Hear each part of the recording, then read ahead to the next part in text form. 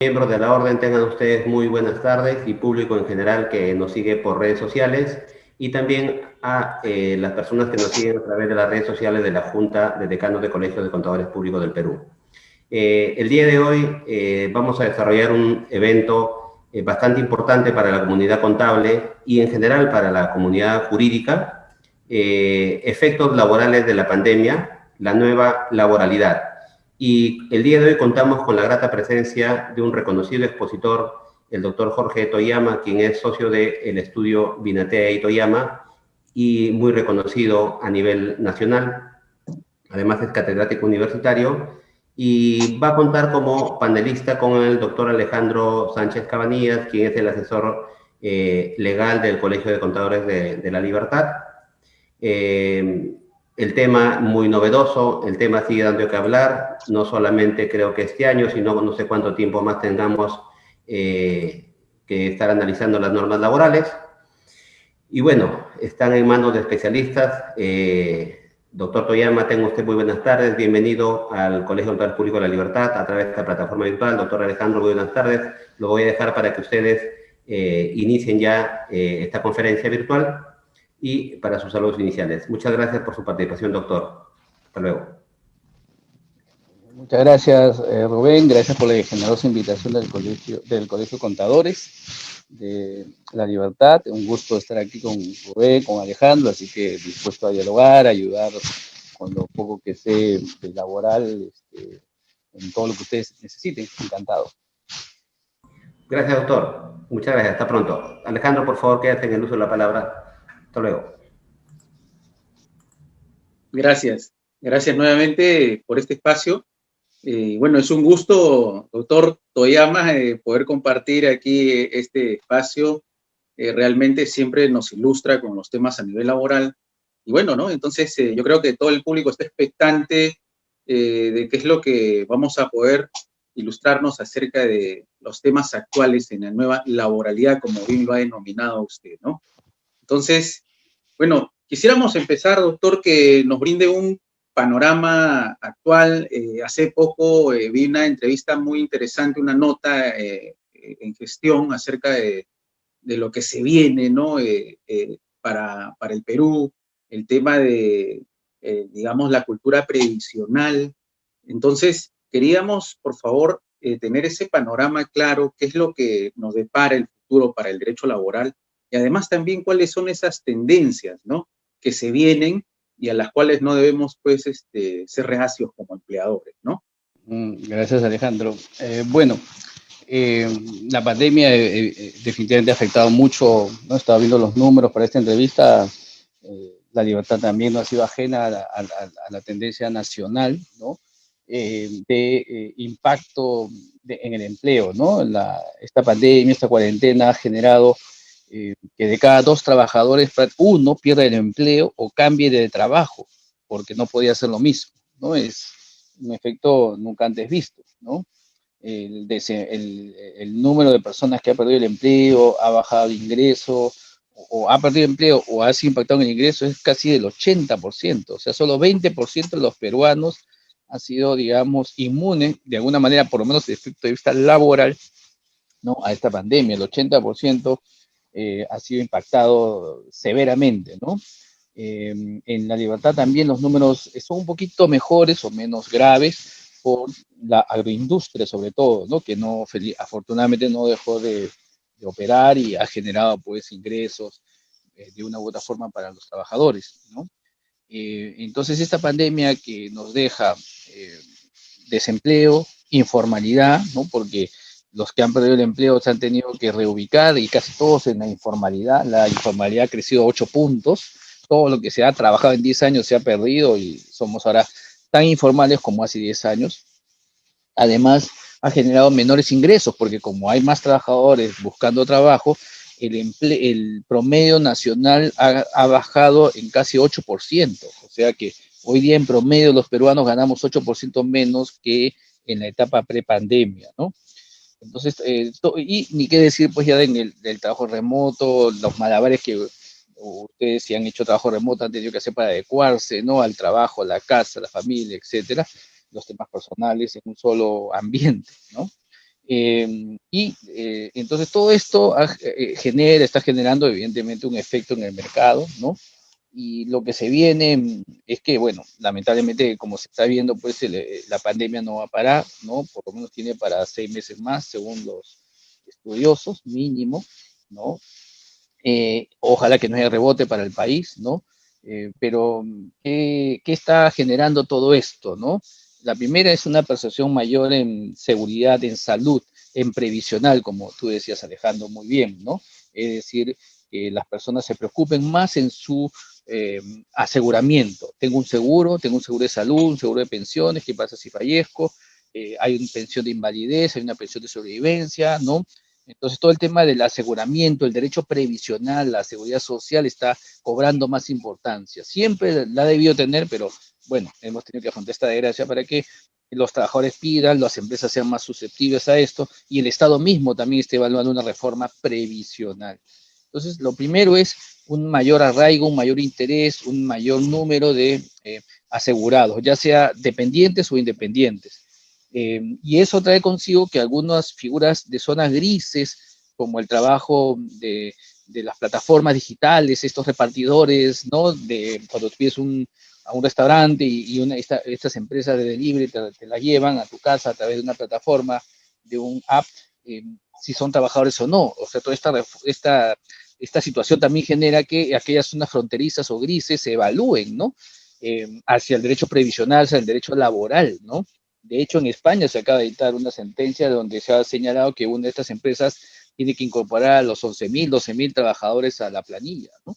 Entonces, esta pandemia también genera un segundo efecto, que es una mayor sensibilidad hacia lo laboral, sobre todo en zonas grises, ¿no? En zonas grises. Y un tercer efecto, para cerrar, esperamos, que todavía no se ve mucho, es en los independientes, ¿no? En un contador independiente, un abogado independiente, ¿no? Que es cierto, no está obligado a tener un seguro, pero en países desarrollados sí está obligado.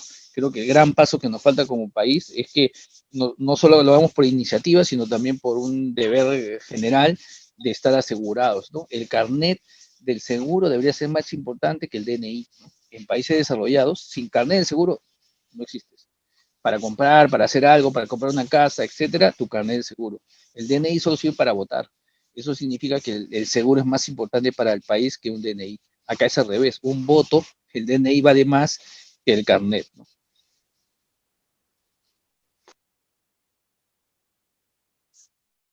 Excelente, excelente, doctor. Muy bien, muy bien. ¿Qué tal, no? La perspectiva de ese carnet de seguro, ¿no? Muy bien, sí. Doctor, en esta revolución o en esta coyuntura ¿no? del trabajo remoto, ¿no? Que llega, yo recuerdo que estábamos todos descansando un domingo, ya preparándonos para abordar nuestras labores el día lunes, ¿no? 16 de marzo, y sin embargo el domingo pues se declara en estado de emergencia, y a la vez también este decreto, ¿no? que regula por primera vez, ¿no? La aplicación de un trabajo remoto. ¿Qué impacto ha venido generando a nivel, digamos, de empleabilidad, a nivel de salvaguardar también el empleo formal? Y no sé qué nos podría decir al respecto, ¿no?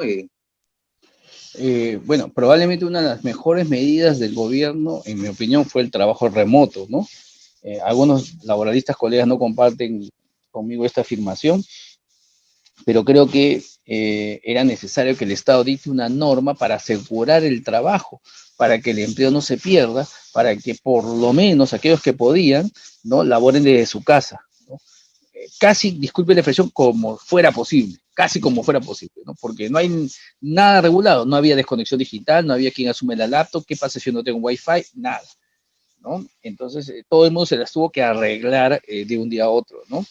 Yo tuve la oportunidad de estar con las personas que prepararon esa norma, ¿no? El día sábado anterior, ¿no? El viernes, sábado, anterior al domingo que el presidente dio esta norma, y nadie pensó por qué ese trabajo remoto iba a durar hasta ahora, y se aprobó hasta el 31 de julio.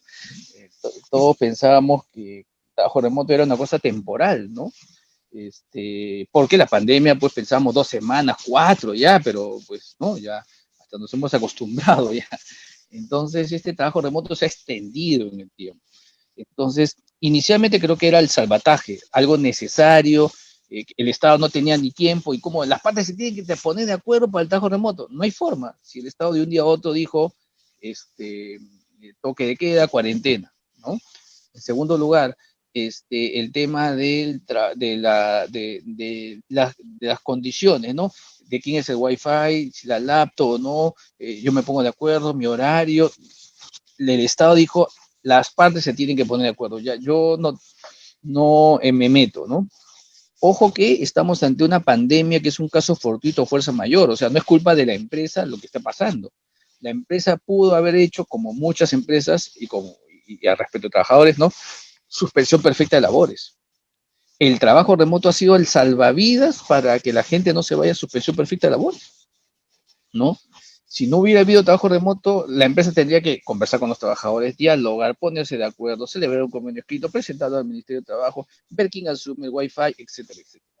Y esto en una pandemia de un día a otro, como tú decías muy bien, no había forma. Entonces creo que el trabajo remoto estuvo bien al inicio, regulado de esa manera, impuesto unilateral, digamos, ¿no? Pero claro, luego de 6 meses, 7 meses, ya se va volviendo permanente. Muchas empresas se han dicho que no van a volver todo este año. Algunas han vuelto solo parcial, lunes y miércoles un grupo, martes y jueves otro grupo. Los demás días trabajan desde su casa, ¿no? Entonces, me parece bien la reforma que ha habido ayer, ¿no? Que está vigente desde hoy, ¿no? Que es que el trabajo remoto, pues, exige la desconexión digital, ¿no? Que los trabajadores tienen la posibilidad de negarse a trabajar por lo menos durante 12 horas seguidas, ¿no? Entonces, por ejemplo, de 8 de la mañana a 8 de la noche, ¿no? Ese es el rango. Después de las 8 de la noche, el empleador, salvo casos excepcionales de emergencia, ¿no? El empleador no podría, ¿no? Exigir que el trabajador conteste un teléfono, intervenga una llamada, esté en una reunión, conteste WhatsApp, etcétera, ¿no? Parece bueno porque ya, digamos, ya el trabajo remoto ya pasó, ¿no? Ya estamos a tiempo, ya es hora de adecuarse, compensar un poco, ¿no? En ese trabajo remoto es cierto que se ha trabajado como nunca, todos hemos trabajado como nunca, pero también es cierto que el trabajador recibió su sueldo puntual, de repente reducido porque la empresa estaba impactada, pero recibió su sueldo. Gracias a ese trabajo remoto, parte de los peruanos hemos podido trabajar, parte del PBI no se ha perdido, no nos hemos ido a suspensión laboral, ¿no? Entonces yo creo que así ha sido un balance positivo.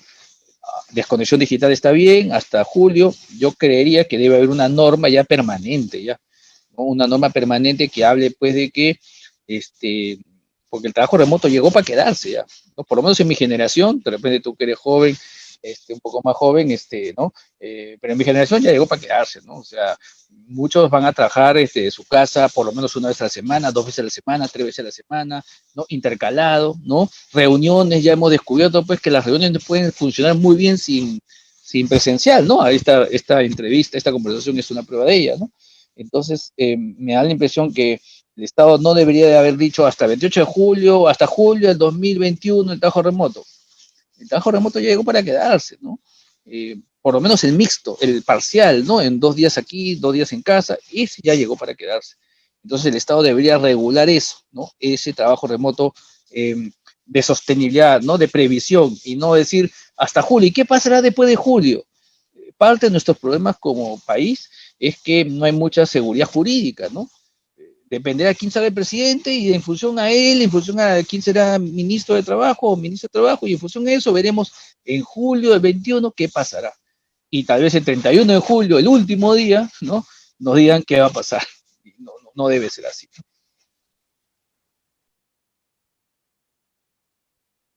Excelente, sí, qué acertada esa, sin duda, esa medida del gobierno, pues, ¿no? Que nos ha beneficiado, como bien dice doctora, a todos, ¿no?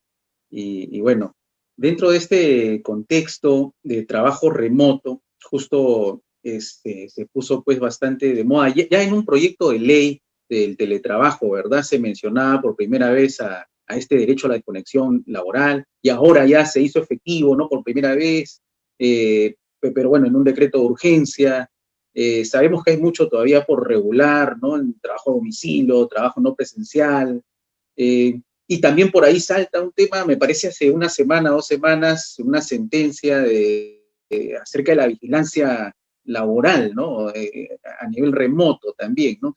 ¿Qué recomendaciones o qué puntos clave debería tener pues, un empleador para implementar de manera adecuada este trabajo remoto y a la vez respetar este tema de las horas extras ahora, el tema de la desconexión y también de la vigilancia remota, ¿no?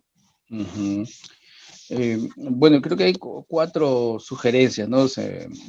Tratando de organizarme en este momento. La primera es efectivamente respetar los parámetros de la ley, ¿no? 12 horas, no lo toco al trabajador, no lo molesto, si le tengo que mandar un correo, ok, me lo contestará al día siguiente. Los sábados, los domingos, los feriados, respetarlo, ¿no? Salvo una emergencia, pues no se cayó la red, ¿no? Y tú eres el informático de la empresa, tienes que trabajar, pues no vas a decir desconexión digital, pues, ¿no? En caso de emergencia hay un deber de buena fe, de colaboración, ¿no? Hasta es falta grave no hacerlo, ¿no? Pero son excepciones, ¿no? Por ejemplo, los contadores. El 28, 29 y 30 nos quedamos de amanecida siempre, ¿no? Por el cierre. Eso, no hay desconexión digital. Eso es excepcional, no es excepcional, porque es permanente, ¿no? Yo creo que no es un pretexto el cierre, que es permanente, que ya sabemos que siempre va a pasar, como algo excepcional y decir, no hay trabajo, no hay desconexión digital, tienes que trabajar de madrugada, ¿no? Y si hay, en todo caso, tendría que ser compensado o pagado con horas extras o un día de descanso, lo que fuera, ¿no? Número uno, respetar los parámetros de ley que dice, pues, no domingo, no feriados y 12 horas continuas de desconexión digital. Número dos, creo yo, todo el tema de ergonomía, ¿no? Es decir, ayudar al trabajador en pausas activas, ¿no? Hacer ejercicio, pararse cada una hora, ¿no? Una silla ergonómica. Hay empresas que le han enviado la silla a la casa del trabajador, otras que le han dicho, mira, como la silla tú te la vas a quedar, vamos a medias. El empleador paga la mitad y el trabajador paga la mitad y se queda el trabajador con la silla. O el empleador lo financia con una cuota y el trabajador lo paga en cómodas cuotas, ¿no? Y la silla se queda en el trabajador. Puede ser, ¿no? Hay varias salidas ahí. Todo el tema de ergonomía, ¿no? La tercera es el tema de los gastos, ¿no? ¿Quién asume el gasto del celular, de la laptop, del wifi, ¿no? De la conexión misma, ¿no? Entonces, en mi opinión, si es que el trabajador no tiene las condiciones y lo pide, ¿no? Porque hay trabajadores que tienen condiciones, tienen su wifi y ni le piden al empleador, pero si el trabajador tiene las condiciones y lo solicita, en ese caso el trabajador el empleador está obligado a darle las condiciones de trabajo, ¿no? Todo lo que es gastos y condiciones de trabajo deberían ser asumidos por el empleador si es que el trabajador no lo puede asumir o lo solicita, ¿no? Entonces, número uno, respetar los parámetros de ley. Número dos, todo el tema de ergonomía, la salud física y mental. Número tres, todo el tema de gastos. Y número cuatro, creo yo, valorar bien las necesidades personales y comprender los temas personales, ¿no? Por ejemplo, no es lo mismo un trabajador soltero que vive solo en su casa, ¿no? O con su novia, ¿no? Y que un trabajador, ¿no? Que vive con su familia, tiene 4 hijos, los hijos son chiquitos, tiene que ayudarlos a conectarse al colegio, porque ellos también tienen su educación digital, ¿no? Entonces a veces no puede estar en ese momento, ¿no? O por ahí se escucha un ruido y entonces no se puede, pues bueno, bebito, entonces tiene que haber flexibilidad en las empresas para, ¿no es cierto?, comprender al trabajador, ¿no? Darle posibilidades de adecuación. Si el trabajador te dice, mira, entre 8 y 10 de la mañana, por favor, evitemos reuniones porque a esa hora, ¿no? Yo me turno con mi esposa y tengo que cuidar a mis niños porque mi esposa tiene reuniones y ya después de las 10 yo todas las reuniones que quieras porque ella se encarga de mis hijos, por ejemplo, ¿no es cierto? Es una forma de comprensión. Mientras más el empleador comprenda y flexibilice, ¿no? Porque aquí se trata de responsabilidad al trabajador, no se trata de medirle por unidad de tiempo, sino por resultados, ¿no? No se trata de fiscalizar al trabajador a qué hora entra, a qué hora sale, ni estar chequeándolo como tú comentabas, ¿no? A ver, tengo un sistema por el cual yo veo cuánto tiempo has estado en YouTube, cuánto tiempo has estado en esta página web, has entrado a páginas XX, has entrado a ver diarios y no has trabajado hoy día, ¿no? Yo tengo todo eso porque me da el porcentaje de uso de pantalla. Ese tema de, mientras más fiscalización hay, pues menos productividad hay ¿no? Yo creo que el trabajo remoto supone una concesión a favor de la responsabilidad del trabajador, y si el trabajador no labora bien, no cumple, habrá que controlarlo o volverlo presencial de pronto, ¿no? Si el empleador mucho asfixia al trabajador, en exceso, en extremo, el trabajador también podría decir, bueno, como ha pasado ya en Francia, me parece, ¿no? Un sindicato le ha mandado una carta a la empresa para que le reembolse los gastos del café y del papel higiénico, ¿no? Que usa en sus casas, porque son gastos, pues, ¿no? Ya no solamente es el wifi y la laptop, ¿no? Entonces, para no llegar a esos extremos, creo que el empleado tiene que flexibilizar mucho y comprender mucho, en cuarto lugar, y por eso enfatizo, la situación personal de cada trabajador, ¿no? Excelente, qué bueno, muy bien, y un actor importante en esta también coyuntura, ¿no? Creo yo ha sido el tema de las inspecciones por parte de SUNAFIL, ¿no? Eh, y por ahí un aliado, recuerdo en una entrevista que le hicieron, fue anecdótico, ¿no? El doctor Toyama manifestó y dijo, los que más van a tener empleo en este tiempo son, digamos, los médicos, la gente que está en de salud y también los fiscalizadores, ¿no? O sea, porque se necesita, aún todavía sabemos que es muy escaso el número de fiscalizadores, de inspectores. Entonces, ¿cuál es ese rol importante de SUNAFIL en medio de esta pandemia? Y también qué recomendaciones debe tener en cuenta pues el empleador, aquel que nos está mirando ahora, qué debe tener a la mano, ¿no? ¿Cómo actuar? Bueno, efectivamente, como tú bien indicas, Alejandro, la SUNAFIL ha sido el órgano de persuasión laboral más relevante que ha tenido el país, ¿no? Ha estado ahí bastante, creo que en general eficiente, ¿no? De hecho, en plena pandemia hubo un concurso de inspectores y 100 inspectores entraron a SUNAFIL a engrosar las filas de SUNAFIL, pero todavía no supera los 900 y según la OIT debe haber 2.000 inspectores de trabajo por el número de trabajadores que tiene el país, ¿no? Todavía estamos a la mitad, digamos. Sin embargo, ha avanzado bastante, ¿no? Ha hecho inspecciones virtuales, fiscalizaciones digitales, ¿no? Donde, por ejemplo, no podía entrar a una unidad minera porque hay un protocolo para entrar a una unidad minera, ¿no? Tiene que estar cuarentena, 3, 4 días, prueba molecular, la otra prueba, y recién al quinto día, si eres asintomático, recién entras a una mina, y eso es muy complicado para un inspector. Inspecciones digitales y virtuales, ¿no? Entonces, el inspector, ¿no? Con un celular del empleador o del sindicato, recorre, ¿no? Recorre con el celular, el inspector, obviamente desde su casa seguramente, o desde SUNAFIL, recorre los lugares que quiere fiscalizar, ¿no? Interesante, ¿no? Ha realizado muchas fiscalizaciones, sobre todo al inicio de la pandemia. SUNAFIL usó muchas fiscalizaciones para ver, sobre todo el aforo, el uso, todavía si no sabíamos usar, pues qué mascarilla, ¿no? Así que creo que esa labor es bastante loable, ¿no? La intendencia de la libertad también es bastante activa, ¿no? En Trujillo, según he visto en las redes.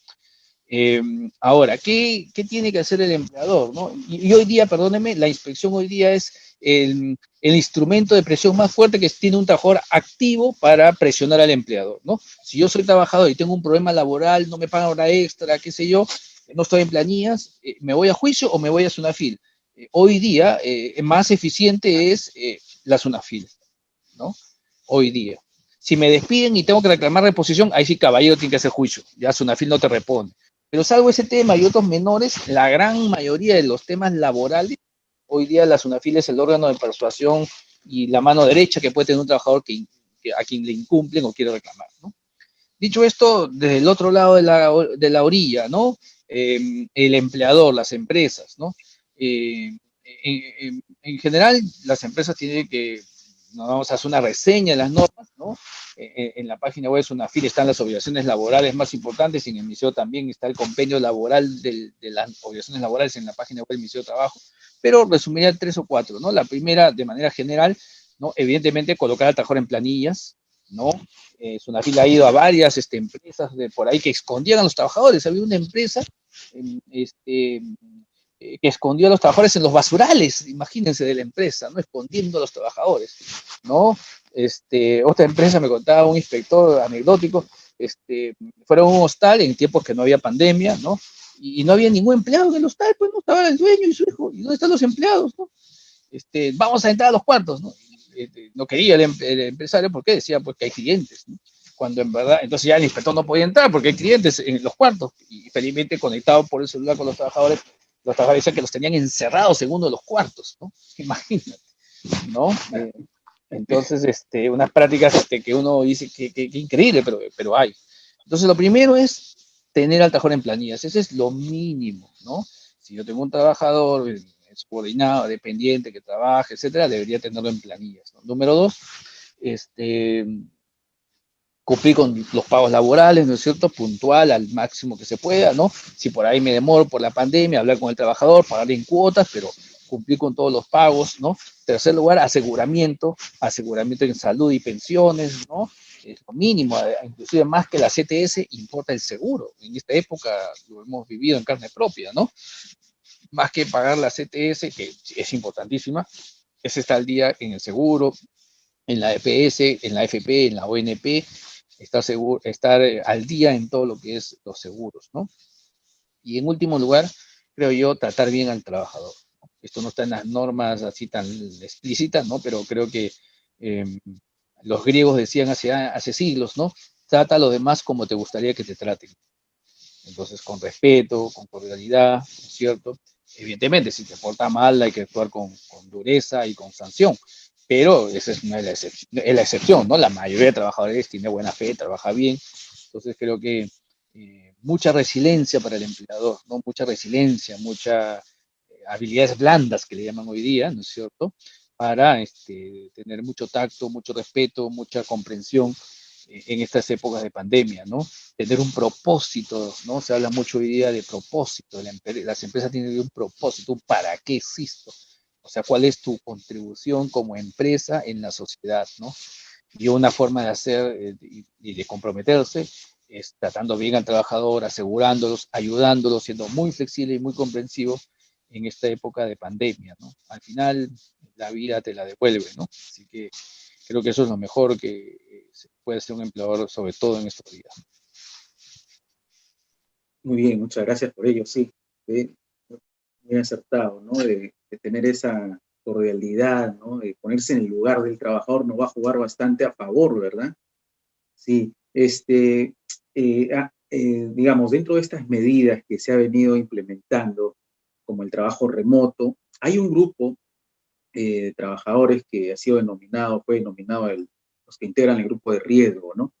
Y si bien, bueno, el Estado, pues, ha echado toda la carga, ¿no? Las empresas han seguido pagando y lo siguen haciendo de manera puntual, pero creemos o consideramos que por ahí también, digamos, el Estado tiene que darle un impulso, una ayuda más al privado, ¿no? Y no cargarle todo este peso, porque también al final ya van no sé cuántos, 8 meses, 9 meses, y esto se va a seguir extendiendo, ¿no?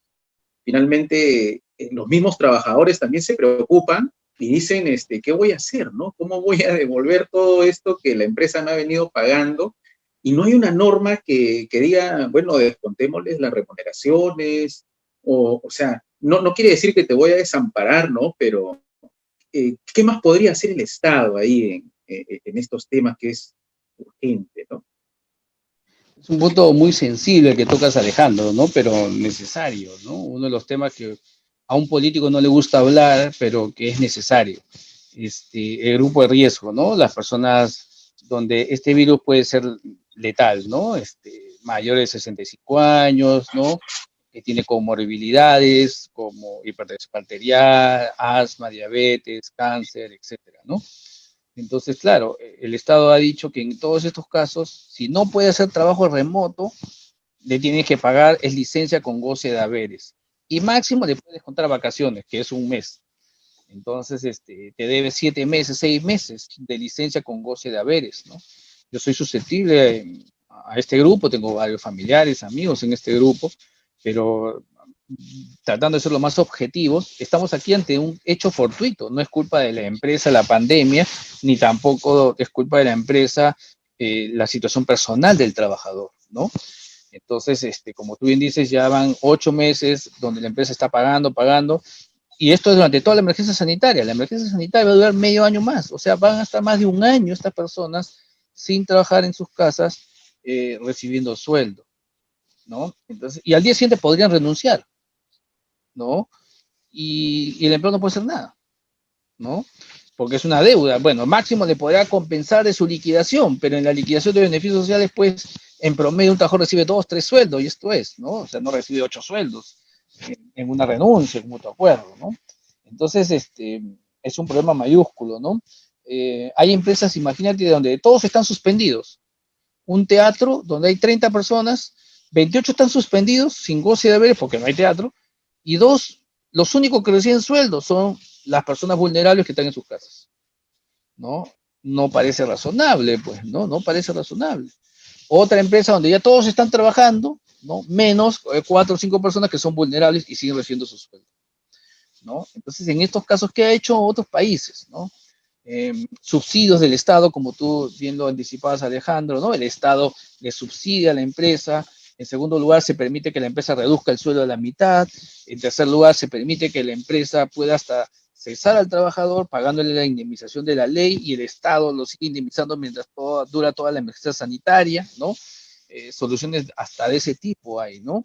Eh, o la posibilidad de un tercio, que por último sería lo mínimo razonable. El Estado le paga un tercio del sueldo al trabajador, el empleador paga un tercio del sueldo del trabajador y el trabajador se reduce un tercio del sueldo y cada uno contribuye con un tercio. Bueno, una medida razonable, creo yo, ¿no?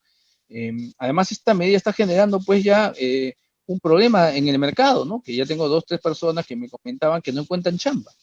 O sea, una persona, ¿qué empresa hoy día va a contratar? ¿Qué empresa hoy día va a contratar a una persona obesa, a una persona que tiene asma, a una persona que tiene diabetes? Nadie, porque no puede trabajar, salvo que sea desde su casa. Entonces, y esto es porque la norma dice que no pueden trabajar, ¿no? Salvo que el trabajador quiera, pues, pero, dice ahí, bueno, el trabajador puede querer, ya, ok, visto bueno de la empresa, ¿no? Visto bueno del médico, firma su declaración jurada, pero esa declaración jurada dice que si le pasa algo, la empresa puede ser responsable. Entonces, ni la declaración jurada es suficiente para aliviar a la empresa, ¿no? Porque la empresa igual sigue siendo responsable si el trabajador se contagia y desafortunadamente fallece, puede ser responsable, ¿no? De una enfermedad común, ¿no? Letal, pero común. Entonces, es un tema muy sensible, la verdad, pero creo que es indispensable que el Estado actúe, ¿no? Eh, Tú dices, y tampoco se le puede suspender perfectamente labores, entonces no hay solución a una empresa, ¿no? La única es liquidación, pero creo que esa ya es la última medida. Antes la liquidación debe haber otras medidas paliativas que no mantengan esta situación, ¿no? Hay empresas que tienen, imagínate, una empresa agraria, 10.000 trabajadores, 300 vulnerables. Un banco, 8.000 trabajadores, 200 vulnerables, ¿no? Y se estima que hay casi 150.000, 180.000 trabajadores en esta condición en el país, ¿no? Entonces, es una carga ya que pues puede condenar a la liquidación de una empresa si sigue así, ¿no? Interesante este punto que toca, doctor, aquí. Es como que al final se hace también un, digamos, un contradictorio. Por ejemplo, claro, en una persona de grupo de riesgo, por X motivo estuvo en búsqueda de trabajo, ¿no? O se quedó sin trabajo, o no le renovaron el contrato porque el mismo ministerio pues autorizó que también no podrían renovar el contrato, y ahora se le complica pues trabajar porque el Estado, digamos, lo deja en el aire. Si no está en planilla, pues ¿quién lo va a contratar? Porque se entiende que si no hace trabajo remoto, la empresa pues se vería obligada a pagarle sin que haga ninguna labor, ¿no? Entonces como que también ahí genera un contrasentido, ¿no? Un punto interesante que quizás debería ponderarse un poco, ¿no? Muy, muy bien doctor con eso, ¿eh? Bueno, Es final, correcto, ¿no? sí, sí, sí, doctor. Bueno, ya casi para terminar, ¿qué opciones tienen los empleadores para este 2021? Que ya estamos cerca, ¿no? Ya huele a panetón, a Navidad, y todos están proyectándose al 2021. ¿Qué pueden hacer para organizarse y sobre todo, por ejemplo, compensar con aquellos que ya retornaron al trabajo, aquellos que no son grupo de riesgo necesariamente, pero ya el Estado reactivó la fase en la que se encontraba esa actividad económica y retornaron a hacer trabajo ya presencial? ¿Qué hacer para que compensen? Muchos, como bien lo decía usted, ya se acabaron las vacaciones, casi todo el mundo acabó vacaciones, ¿verdad? Pero qué más hacer y cómo organizarse para el 2021? Bueno, yo creo que hay que poner dosis de optimismo, ¿no? Ojalá que las cifras que estamos viendo de reducción permanente de las cifras de este virus sigan así, reducidos y eliminándose, ojalá, ¿no? Y no haya un segundo brote. La economía no va a estar tan buena, ¿no? No es que ya desaparece el virus y todo vamos a estar bien. Los efectos de la pandemia se siguen apreciando, hay sectores todavía impactados por la economía. Eh, en las encuestas y los índices de empleo del INEI, de encuestadoras privadas, dan cuenta que todavía no nos hemos recuperado, ¿no? Todavía estamos, en términos laborales, probablemente entre el 60 y 70% de la prepandemia, en el mejor escenario. En el peor escenario estamos todavía en el 40-50%, pero bueno, ahí estamos. El otro año no va a ser un año fácil, con honestidad. Yo les recomiendo mucho ahorrar, como dice, pan para mayo, ¿no? Número uno, ahorrar. Número dos, seguirse cuidando, ¿no? Es evidente, ¿no? La pandemia no ha terminado. Número tres, la empresa debe seguir lo que está haciendo muchas empresas hoy día, ¿no? Mucha eficiencia en costos, ¿no? Dos, manejar mucho la liquidez, controlar mucho la liquidez de la empresa, ¿no? Hay algunas que te pagan, seguramente los contadores, cada vez el día les pagan más tarde, ¿no? Cada 3 meses, cada 6 meses, antes te pagan al mes, a los 2 meses, ahora al 3, al cuarto, al quinto mes te pagan, ¿no? Es porque la empresa está buscando ahorrar la liquidez, ¿no? Tener liquidez para cuidarse, ¿no? Ser cautos en las inversiones, pero también ser osados, ¿no? En emprendimiento. El peruano es muy astuto y muy inteligente para reorganizarse y encontrar oportunidades, ¿no? En el tema tecnológico, sobre todo, en el tema logístico. Hay actividades que más bien la pandemia ha levantado, ¿no? Todo el comercio electrónico, toda la logística, todo el tema tecnológico, capacitaciones virtuales, ¿no? Que ha generado un boom, ¿no? De actividades que antes no teníamos, ¿no? Entonces, por ahí intentar también, ¿no? No irse a lo tradicional, ¿no? Y lo último es siempre reinventarse, ¿no? Reinventarse, ¿no? Eh, Salirse fuera de la caja, dicen algunos, innovación, dicen otros, hoy día se habla mucho de transformación digital, todo eso son sinónimos, ¿no?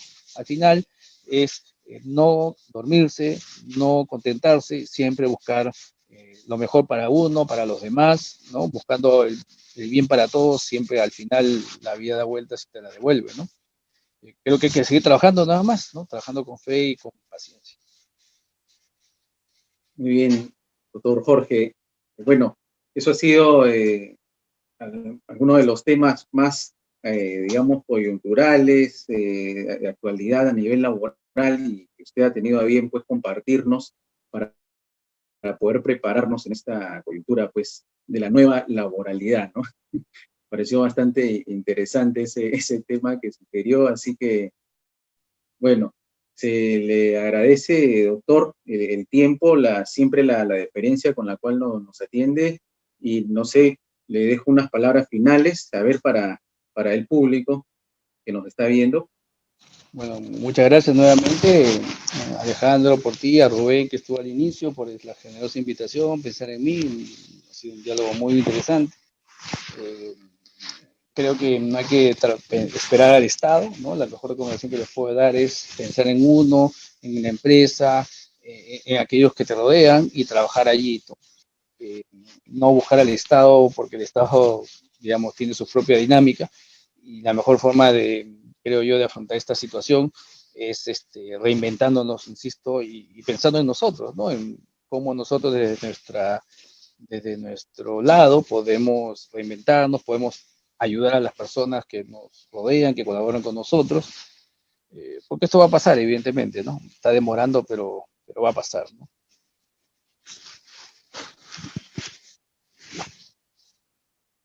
Muy bien, muchas gracias. Con nosotros estuvo el doctor Jorge Toyama, reconocido laboralista y, bueno, socio también de Binatea y Toyama, docente universitario.